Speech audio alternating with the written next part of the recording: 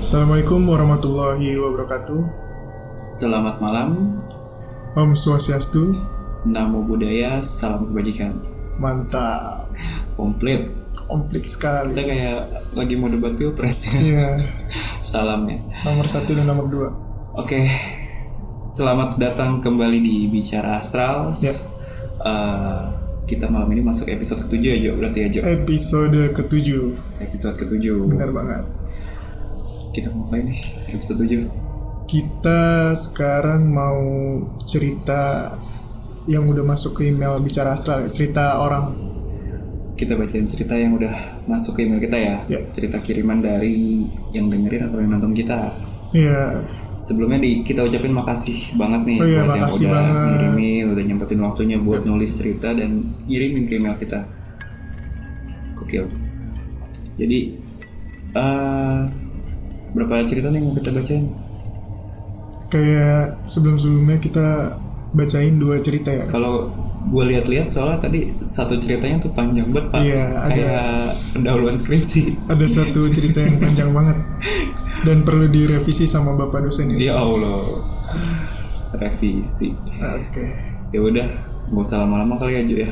Untuk mempersingkat waktu. Ya, langsung aja kita masuk. Langsung aja cerita pertama mungkin dari lu dulu kali aja. Ya.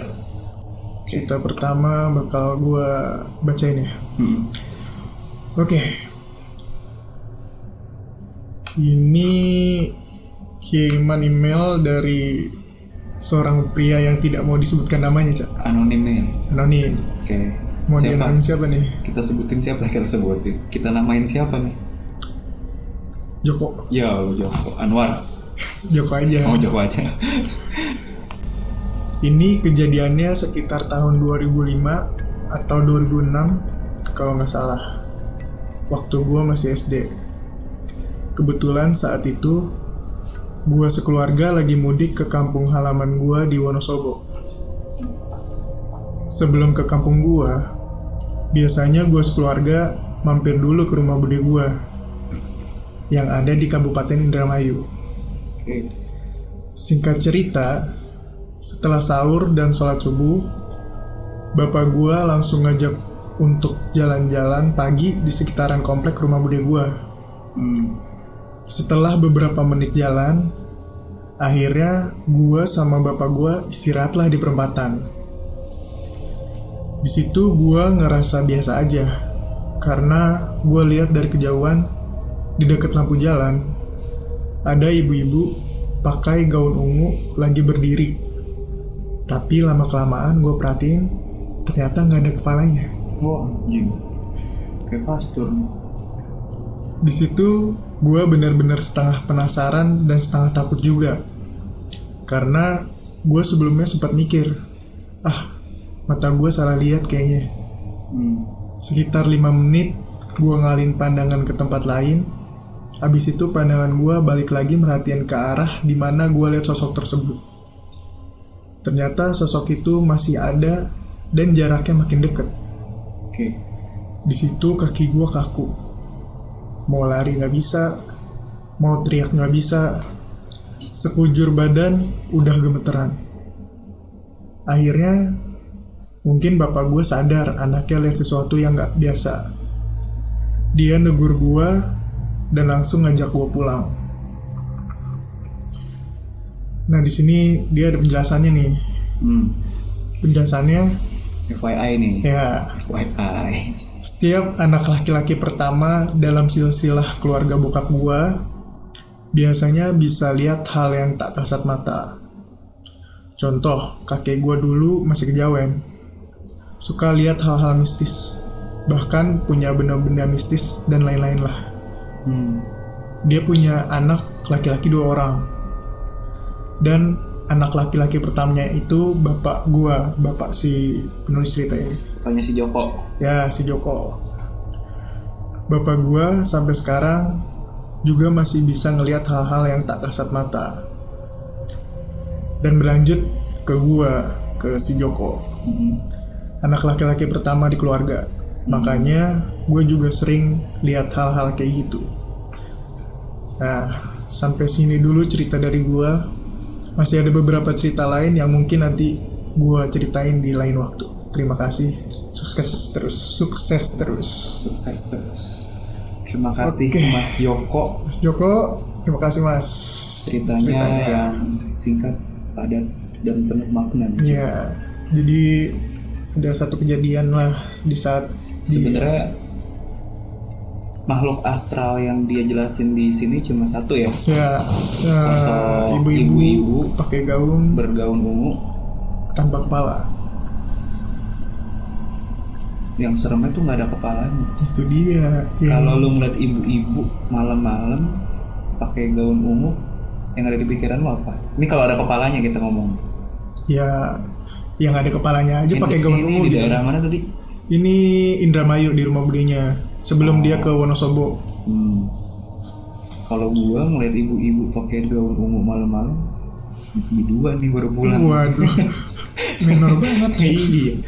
Ini yang bikin serem karena gak ada kepalanya. Iya, tapi ini kejadian sih pas subuh nih, pas lagi diajak lari lah muter-muter sama bokapnya. Subuh tuh. Ini bokapnya ngajak jalan-jalan sekitar komplek budenya. Itu di ini ya berarti ya, di daerah mana tadi kita bilang? Indramayu. Nah mungkin ya Pak, gue mungkin nih nyangkanya sosok ibu-ibu baju ungu nggak punya kepala ini punya kisah di daerah situ. Memang udah lama kali ya? Iya, jadi bukan dia yang pertama ngelihat sosok itu, jadi emang udah ada kisahnya, cuma belum banyak orang yang tahu gitu. Dan memang di kesempatan itu si Joko ini yang lihat. Iya, karena kalau arwah yang tanpa kepala itu tuh pasti nggak biasa gitu. Iya, itu residual energinya ya. Iya, nggak biasa maksudnya. Kayak pastur kepala buntung kan. Kalau kita tahu itu kan ada sejarah kelamnya tuh. Ada penyebabnya kenapa dia bergentayangan dengan tanpa kepala kan. Nah mungkin ini juga ada tuh, mungkin dia sosok urban legend juga di situ. Bisa jadi sih. Iya gak? Iya sih, karena kayak pakai gaun ungu kayaknya. Jarang Pak, setan pakai gaun ungu, kebanyakan putih, merah. Iya. Iya kan? Iya. Warna-warna yang yang umumnya atau yang putih umumnya, sama merah, hitam ada biasa hitam gitu. Biasanya kalau yang gaun-gaun gitu kayak dari bangsawan gitu ya, bisa jadi ya. Mungkin. Ya. Orang-orang zaman dulu. Kayak menir apa namanya, Nancy gitu noni Belanda. Iya bisa nih kayaknya. Terus juga ini tadi katanya dia dijelasin emang keturunan. Ya ternyata di keluarganya tuh berawal dari kakeknya turun ke bokapnya terus ke dia. Setiap anak pertamanya, bokap anak pertama. Iya. Si bokap anak pertama, si Jokonya anak pertama juga. Iya. Jadinya nurun deh tuh. Semua anak pertama di keluarganya yang nurun dari kakeknya bisa ngelihat hal-hal yang tak kasat mata kayak gitu. Ya emang ada ya, percaya nggak percaya sih ya Pak ya, yang kayak gitu turun temurun punya bakat seperti itu atau punya kelebihan seperti itu tuh ya percaya nggak percaya gitu, tapi ya ada gitu loh. Ya udah gitu. Dan dia juga kayaknya punya banyak cerita karena dia bisa melihat dia punya banyak cerita karena memang dia punya kelebihan untuk melihat mereka yang tak kasat mata. Mungkin lain waktu lah Mas Joko bakal share cerita yang ditunggu ya ceritanya Mas Joko. Siap. Bukan Joko Anwar tapi bukan dong, bikin film dia nanti. Oke, sekarang terus kita masuk ke cerita yang kedua. Panjangnya gimana ya Pak? Ya direvisi lah sama kita berdua tadi. Ini tadi kita kurasi dulu. Ini mana ya tadi ceritanya? Di bawah Pak.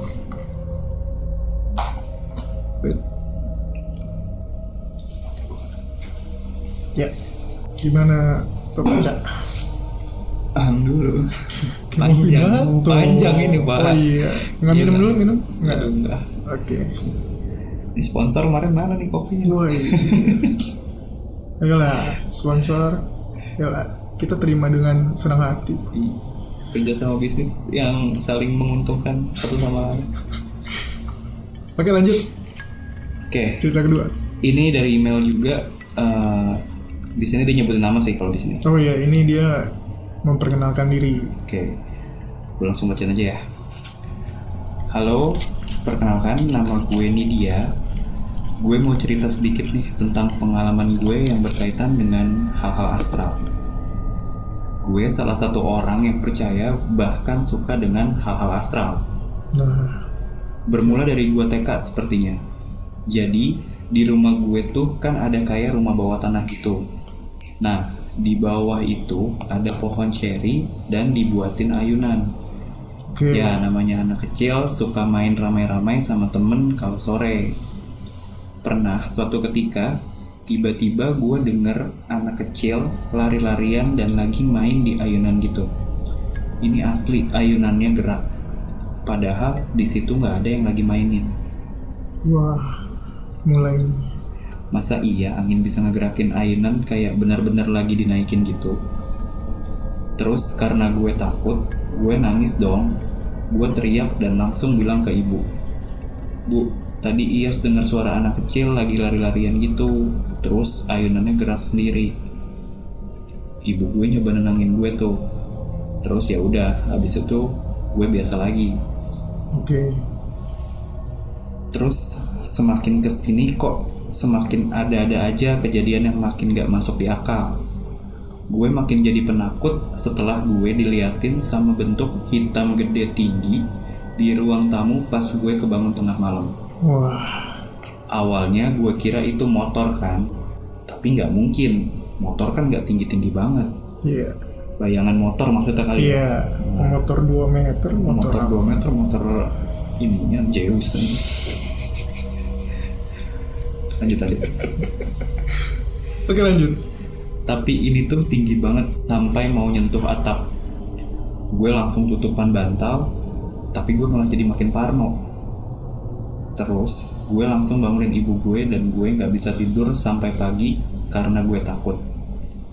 Herannya, nyokap gue tuh gak gimana-gimana kalau gue cerita gue lihat yang aneh-aneh gitu. Belum notice ya. Terus bukan cuma itu, gue juga sering ngeliat sosok perempuan menyerupai nyokap gue. Waduh. Dan dia selalu ada di dapur. Jadi pernah waktu itu pas sekitaran Isya gue lagi di ruang makan. Terus gue lihat nyokap lagi masak. Ya gue nanya dong, "Bu, masak apa?" Dia diem aja tapi masih tetap bunyi berisik kayak selayaknya orang masak. Oke. Gue nanya sampai 2 kali, dia tetap diem. Dan tiba-tiba nyokap gue ngomong yang suaranya datang dari arah lain. Waduh. "Apaan sih mbak? Siapa yang masak? Ibu lagi di depan." Terus gue bilang, "Lah tadi siapa yang masak?" Nyokap gue cuma diem kayak biasa. Semakin hari semakin jadi deh tuh. Belum lagi yang ada di kamar, yang sekarang jadi kamar gue. Jadi dulu gue keseringan tidur di depan TV karena gue penakut gak berani tidur sendiri. Oh. Nah, malam-malam pas orang rumah udah pada tidur, terus gue kebangun karena ada suara berisik orang lagi ngeklik mouse dan kayak lagi ngetik. Oke. Jelas-jelas orang rumah pada tidur dan di kamar tuh gak ada orang sama sekali. Lanjut, pas gue masuk SD, gue mulai ikut pramuka dan ada kegiatan bersami yang dimulai di kelas 4 atau kelas 5 SD. Waktu itu ada kegiatan ngecamp di SD Pondok Cina, Depok nih. Depok. Pas udah mau api unggun, gue tuh sebenarnya udah mulai parno. Di situ kejadian aneh dimulai.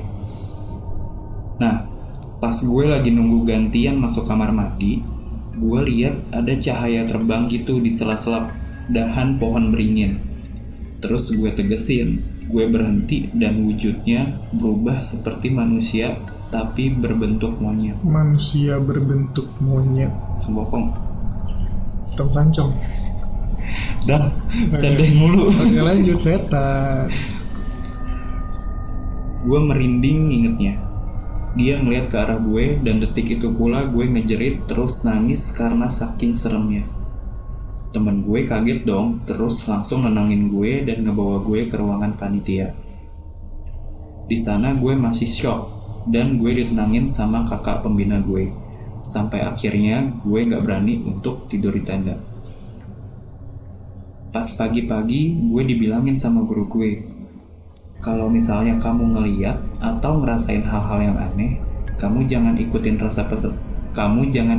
rasa penasaran kamu, Yas. Karena mereka nganggapnya kamu nantangin mereka. Kegiatan persami berulang terus. Karena pas SMP pun gue ikut paskibra sama pramuka. Aktif ya. SMP gue itu sampingnya kuburan. Dan di depan sekolah gue pun kalau kalian jalan lurus di sana tuh ada kuburan lagi. Oke, di Apit kuburan udah punya sekolah. Ini Depok ya? Iya. Kayaknya tahu ya. Kayaknya kita tahu deh. Kita tahu, tapi udah. Lanjut. Gue lagi jurit malam paskibra. Terus rutenya tuh lewatin 2 kuburan itu. Pas sampai pos, gue nyium ada wangi-wangi bunga kamboja dan kembang kantil. Ya mungkin karena dekat area makam kali ya. Lumayan lama gue di sana tuh sampai 10 menit. Tapi sukses ngebuat bulu kuduk gue merinding. Singkat cerita, sampailah di pos terakhir kuburan samping sekolah. Gue udah lemes banget karena udah jam 2 dini hari. Tapi di sana gue denger orang kayak lagi ngegumam tapi nggak jelas karena suaranya jauh banget. Tadi bau, sekarang suara. Mulai tuh gue gemeteran karena ketakutan tapi gue nggak bilang. Selesai pos terakhir dan masuk ke area sekolah lagi. Terus kita dikumpulin di aula tengah depan musola. Jadi kita disuruh tidur di sana. Akhirnya habis itu kita bersih-bersih. Nah, terus pas mau balik ke aula, gue nggak sengaja lihat ke atas balkon kelas gue. Dan di sana ada sosok wanita lagi duduk di tembok balkon kelas sambil uncang-uncang kaki. Waduh. Bajunya warna putih lusuh, terus rambutnya panjang. Salam. Gue histeris dan diamankan ke ruangan panitia. Akhirnya gue ditanya-tanya lagi karena takutnya gue kesurupan. Sampai akhirnya gue tenang dan gak takut lagi. Baru gue diajak balik lagi ke aula dan kumpul sama teman-teman gue yang lain. Nah, pas lagi jalan balik ke aula, gue iseng nih. Gue lihat lagi ke tempat si sosok wanita tadi. Tapi ya udah nggak ada. Akhirnya ya udah, gue bisa istirahat. Terus besokannya jadi rame deh di teman-teman gue ditanya-tanyain. Terus ada lagi nih. Kalau yang sebelumnya paskibra, nah sekarang ini pramuka. Jadi pas lagi ada kegiatan persami di Jambore Cibubur.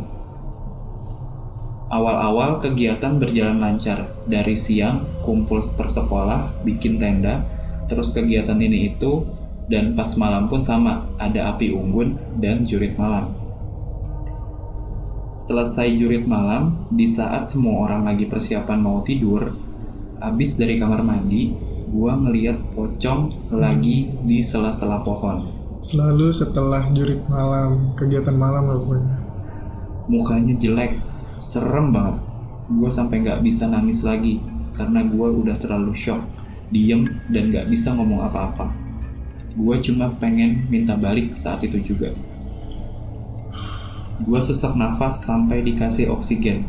Dan jujur, itu baru pertama kali gue ngeliat penampakan seserem itu seumur hidup gue. Besokannya gue ditanya-tanya karena gue sering banget begini kan. Kamu tuh bisa ngelihat atau gimana sih? Atau ada keturunan?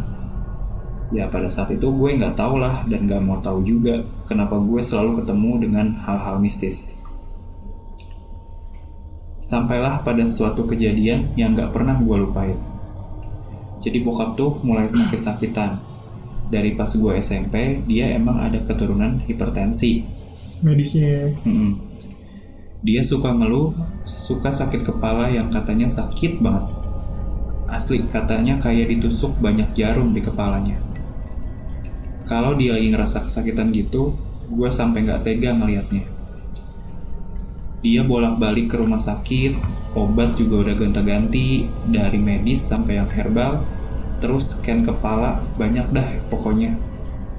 Tapi heran, dokter bilang ini gak ada penyakitnya dan baik-baik aja. Ngejanggal ya. Akhirnya, keluarga gue nemu deh ustadz gitu, bokap cerita kalau dia sakit.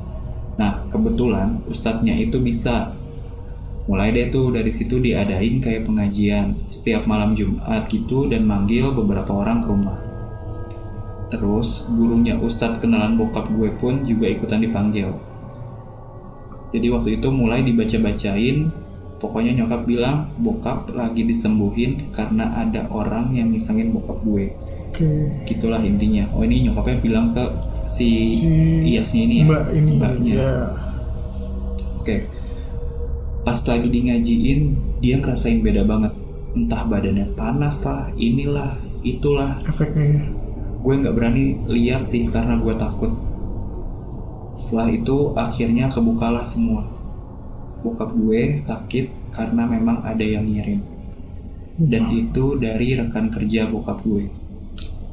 Ya biasalah di dunia pekerjaan, pasti ada aja yang gak suka ataupun iri. Hampir 2 bulan diadain pengajian kalau nggak salah, dan akhirnya nyokap gue cerita ke gue. Dia bilang, iya mbak, bapak dikerjain sama orang. Kata ustadznya di rumah ini, pas bapak lagi sakit tuh dikirim ular besar yang ngelilit sekitaran rumah ini. Waduh. Pokoknya besar banget. Terus di rumah ini juga ada penunggunya, dan itu di kamar kamu. Nah, kalau kamu yang sering diliatin itu, dia yang iseng. Karena kamu penakut, jadi makin-makin deh dia suka isengin kamu. Tapi dia gak jahat, gak yang sampai kamu kesurupan atau dibikin celaka gitu. Akhirnya, kondisi bokap berangsur membaik dan gak sakit-sakit lagi kayak waktu awal. Bahkan udah gak harus ke dokter. Nah, pas pengajian terakhir, ustadznya bilang langsung ke gue. Dia nanya sesuatu ke gue nih. Ini ustadz ini, kamu bisa ya? Terus gue jawab, bisa apa ya pak? Ya bisa sama hal-hal gaib. Oh ngeliat ya? Iya aku suka diliatin tapi gak dijahatin sih, alhamdulillah. Iya itu kamu ada keturunan dari mbah kamu tuh. Terus, emang iya? Iya, coba kamu tanya bapak kamu. Oke, pak, nanti saya tanya. Ya, di situ gue tanya sama bokap gue. Tapi ternyata bokap gue nggak tahu kalau dari eyang gue yang dari bokap itu ada turunan. Maklum orang Jawa dan Kejawen. Nah, tapi itu nggak nurun ke bokap gue, tapi nurunnya malah ke gue, cucunya. Setelah tahu hal begitu, bokap gue nanya ke Mbah Uyut. Diceritain deh semua asal-usulnya. Pantesan kok dari semua orang di rumah, cuma gue doang yang kena sial ngelihat hal-hal mistis. Tapi katanya gue dijagain sama mbah gue. Jadi makhluk-makhluk itu gak bisa ngisengin gue kayak kesurupan gitu atau ngebuat gue sakit. Tapi ya wallahu alam ya. Mungkin dari guenya juga yang ngeblocking energi-energi negatif. Jadi mereka gak bisa jauh untuk masuk ke gue. Ya dibilang serem, ya serem. Ada bukti nyatanya kok. Kalau gue pulang ke rumah Simbah di Brebes, itu di kamar Mbah Putri ada semacam kayak tampah yang isinya kayak sajen menurut gue. Isinya tuh ada kopi, ada nasi ketan, ada ayam, pokoknya kayak sesajen gitu. Nah, gue nggak pernah berani masuk ke sana. Dan kamarnya juga bau banget dupa. Seminggu sekali diganti isian tampahnya, dan gue nggak pernah nanya sampai detik ini. Di seberang rumah Mbah itu ada rumah Uyut gue. Sekarang sih udah almarhum dua-duanya. Itu dulu di rumahnya banyak banget kepasang wayang-wayang di tembok itu. Belum lagi keris yang ditaruh. Itu keris dimandiin setiap malam satu suro. Pokoknya semacam kayak mandi kembang gitu. Nah, pas Mbah Uyut gue udah mulai sakit-sakitan, rumah itu kan jadi jarang ditempatin. Apalagi anak-anaknya pada merantau kan, semua di Jakarta. Awalnya masih ada Pak D gue yang nempatin kalau nggak salah. Tapi dia nggak betah karena rumah itu horor katanya. Dia kadang suka denger suara orang lagi nyinden. Padahal nggak ada orang di rumah Uyut gue. Terus juga kadang suka denger suara-suara orang yang lagi beraktivitas. Padahal balik lagi nggak ada orang di rumah itu. Oke, sekian dulu ceritanya. Next ada cerita lanjutannya lagi katanya. Wow, ini Panjang ya udah ini. panjang, ada lanjutannya lagi. 2 part nih atau lebih mungkin ya. Season 1, season 2. Kayak sinetron. Tapi ceritanya ini sih ya, runtut ya. Ya, Dari awal dia suka ngelihat kenapa dia suka ngelihat, terus dijelasin juga sebab musababnya. ya. Iya. Jadi runtut lah. Runtut jelas. ceritanya. Tapi Jadi- awal-awal kan nyokapnya sendiri kayak mungkin nggak mau speak nganggep, up. ya kayak Iya. angin lalu aja, mungkin anak kenapa gitu. Iya, mungkin nggak terlalu ini. Ternyata ada efek dari bokapnya yang dapat kiriman tuh Pak. Iya. Iya gak sih? Ya kan, selain dia punya keturunan ya yang bisa ngeliat atau ngerasain hal-hal kayak gitu, sama nih sama cerita yang pertama berarti ya. Keturunan juga ya. Iya. Ya, Terus tapi kalau yang pertama bokapnya tahu. Kalau ini nggak tahu. nggak tahu, Yang taunya tahu eyangnya. ya, dan dijelasin sama ustadz yang tadi yang nemuin bokapnya. Terus gangguan yang dialamin itu juga karena pengaruh dari kiriman tuh yang dikirim ke bokapnya kan. Dibilang apa dikirimin sama rekan kerjanya katanya. Yang iri ya. Asli ya, maksudnya orang tuh ngapain sih ya? Gue kadang suka bingung gitu. Orang ngapain gitu sampai jahat tuh? Kalau emang nggak suka ya pukul aja Iya, gitu. ngomong aja gitu ya, nggak usah ngapain main sih? halus ya. Kan Karena malah- kasihan iya, gitu kan. halusnya, Masalahnya aduh. kalau udah kayak gitu tuh efeknya selain fisik ya, Fisik pasti itu nomor Mental. satu. terus juga keuangan Pak. Iya Itu sih. lu berobat ke dokter kan tadi dibilang Iya. bolak-balik, itu kan pasti telan biaya. Belum lagi dia nyari yang pengobatan alternatif misalnya, itu kan nggak langsung 1-2 oke gitu. Jodoh-jodohan ya Pak. Kayak lu gitu kan.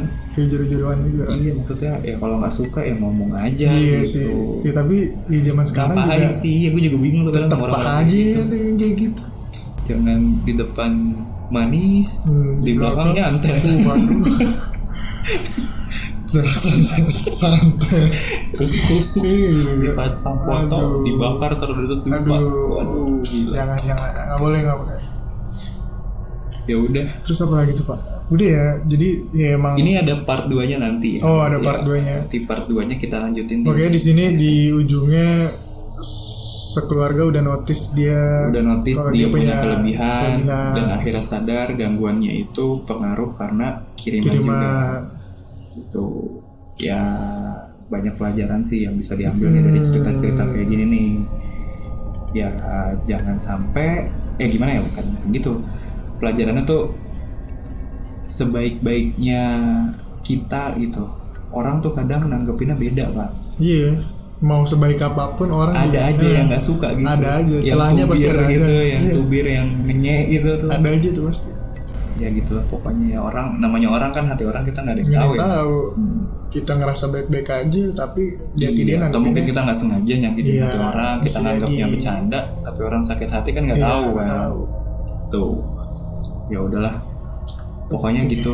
Jadi mungkin ini episode ke-7 ya. Episode ke-7. Nah, gue mau ngasih tahu nih. Jadi ke depan ya di Bicara Astral itu kita bakal bikin semacam 2 segmen.